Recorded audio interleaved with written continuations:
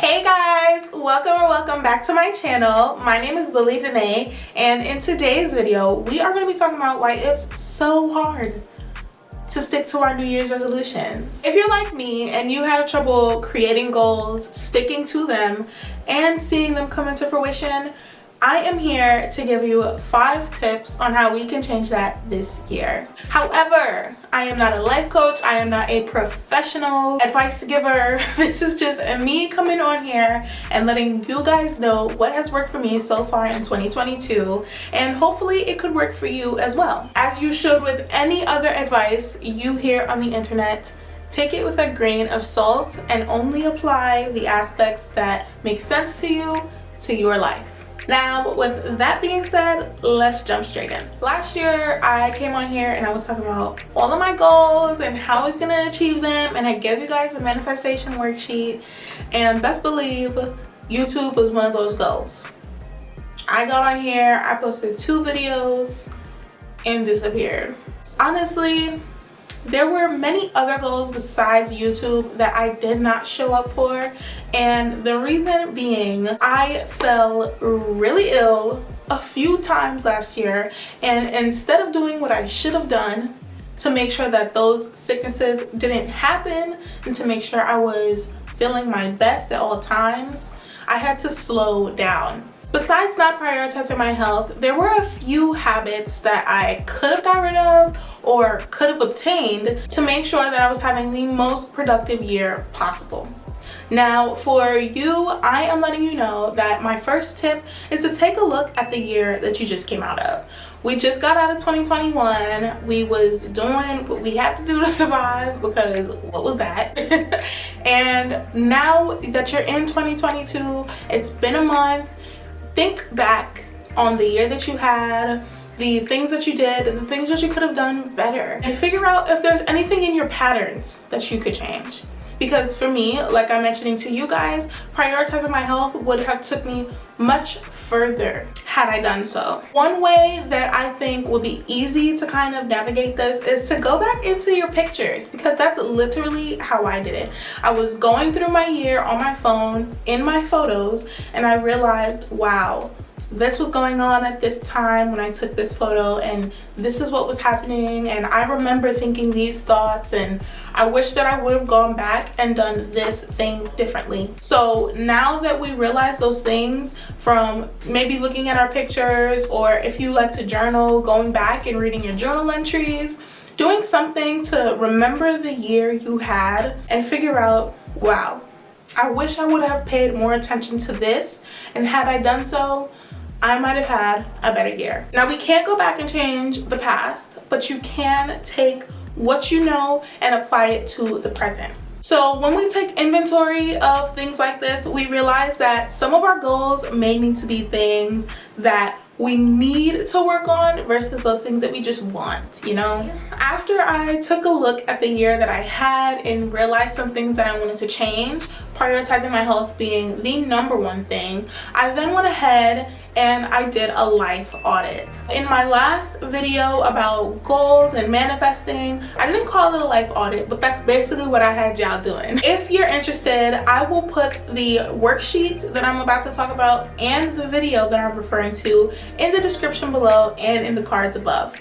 But for my girls and guys who know what I'm talking about from last year, we did a manifestation worksheet that I put together, yours truly, and we looked at our dimensions of wellness. Now, the dimensions of wellness, I can't remember how many there are. I'll put it up on the screen. But there's health, there's finance, there's friends, there's career, there's many different dimensions. And what I did and what you guys should do is take a look at each of those dimensions and take some time to yourself to figure out how you currently feel about yourself within those dimensions. So for career, just as an example right now, let's say you have a 9-to-5, you're making minimum wage, and you have this passion project that you want to work on, but you don't know if you should go for it, kind of thing. Well, that would be what you would write in your column of how you're currently feeling. Then what you would do is figure out, okay, this is how I'm feeling. how would I like to improve on this feeling within the year? Think about how you feel, and trust me, you're gonna come up with some things that you think are goals, but they're just a starting point. Stick with me. So here is where I kind of struggled last year. I gave you guys the manifestation worksheet, which works wonders for me in figuring out how I want to map out my year. It's amazing and it's a great starter point, but that's not where you should end. And unfortunately, that's where I ended last year. So what I'm doing differently this year is I'm literally making sure that my goals are SMART. The acronym, yes, SMART goals. I know you've heard of them. We have all heard of SMART goals. And surprisingly, I didn't take this into consideration when I was curating my goals last year. So if you are in fact someone who doesn't know what SMART goals are, they are specific, measurable, attainable, relevant, and time-based. These are the types of goals that we want to create. And last year, some of my goals didn't meet all of these criteria. Some of them weren't specific enough, some of them weren't time-based, some of them weren't even realistic. So in the example I used earlier of our 9-to-5 working girl who has this passion project, something she may want to consider is it realistic for her to wake up at 6 a.m. every morning to work on this passion project? Is that attainable? Is that something that she can actually do? Now, creating a routine is one thing. Sticking to it is a completely different thing. So when you're thinking about your goals and how you want to achieve them, make sure that they're not outrageous goals that you can't fulfill, like literally cannot.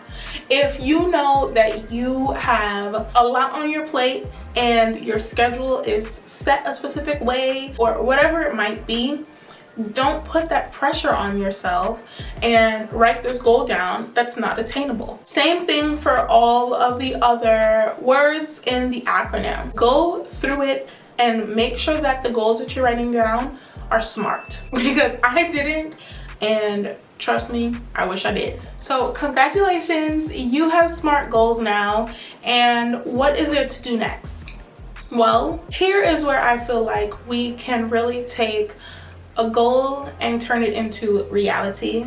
And these last two tips that I have for you guys, this next one is to find your why. With anything that you decide you want to do, you need to have a why, and it needs to be a pretty good one because without it, you can lose motivation, and sometimes we don't have the people around us to encourage us to stick to our goals that we set. In those moments, we need our why, because that is what's going to help us move forward. And it may sound cheesy, but honestly, if you have a good enough reason, it will motivate you. If you want to lose 5 pounds, you need to have a reason for that. Because mom telling you that you need to lose 5 pounds is not a reason. And let me get into that just really quickly. If your why has anything to do with anybody else, I don't think it's a good why. Because this should be something that you're doing for yourself, and it shouldn't be to please anyone else. I know that sometimes we have those things that we want to work on in ourselves and it'll benefit many people around us. But if this is your only reason, then I'm willing to bet it is not going to motivate you enough and you probably won't stick to it. I had a similar experience with this last year where I had a goal, and I still kind of have that goal. It's still something I want to do, but I realized that I was doing it in that time frame for everyone else besides myself. I was doing it because I thought it was what everyone wanted. So if eventually you do want to lose 5 pounds, but it's not on your priorities list, then don't put it down. Because at the end of the year, when you're looking to cross off all your goals and you don't get to cross it off, you're gonna be more upset that you don't get to cross it off than the fact that you didn't lose the 5 pounds. Now, my last and final tip comes in 3 parts, but the overarching idea is to set yourself up for success. Now, it may seem like, Lily, I did all of this, I feel set for success. I am going to knock these goals out. And trust me, you will. But you need a plan, you need to do some research. Let me start from the beginning. Research. you have your goals, you have your why. Now it's time to figure out exactly how you're going to do this. Doing your research, figuring out who's done exactly what you want to do, aligning yourself with those people. And this could be people from the internet, this could be people that you actually know. Just finding those people that have done exactly what it is you're trying to do and figuring out how they got there and what your options are is doing your research, and it's going to help you get one step closer to actually accomplishing that goal at the end of the year. This is where we really turn our plans into action and we figure out exactly how we need to get this thing done. Now, when you figure it out, when you figure out what your options are, work them backwards. And this is what I would call step 2. All right, so you know this is the end goal and this is what you need to get there, and this is what you need to get to that point, and work it backwards so that you have a streamline, you have a step-by-step guide of how to get this thing done, how to achieve this goal. You're gonna write down, okay, I gotta do this to get to this. I gotta go from point A to point B. And then once I get to point B, I need to do this to get to point C. Except you're going backwards. So however many steps it is, write it backwards so that you know exactly how it's gonna flow. And then after all of that, we are going to create a literal plan for ourselves. So this is supposed to be your guide. This is supposed to be your cheat sheet. This is supposed to be the thing that helps you along. Don't overcomplicate this and don't make it difficult, because it's here to be an aid to you. It's not supposed to stress you out. What I would recommend for this is to think about your daily activities, think about your weekly, and what you can do each day or each week that is going to bring you further and further along into your goals. I honestly think this is the best part of writing down your goals and creating them, because it's literally a step-by-step guide into how you can get exactly what you want. That is the most motivating factor to me. Once I know how to do something and I know how I can get it done, it's up from there. Like, there's no way I'm not gonna get close to my goals. And I say close because sometimes, like the pandemic, there are going to be things that just put a stop in your road, gonna be obstacles that literally hinder you from doing what you set out to do. Those are outside factors that we can't control, but what we can do is create a plan, write it down, make it simple, and get closer and closer and closer. So even after whatever obstacles and whatever roadblocks you face, at the end of the year, if you don't meet your goals, you're gonna feel so much better about the place that you're in, because you're so much closer and you have this roadmap.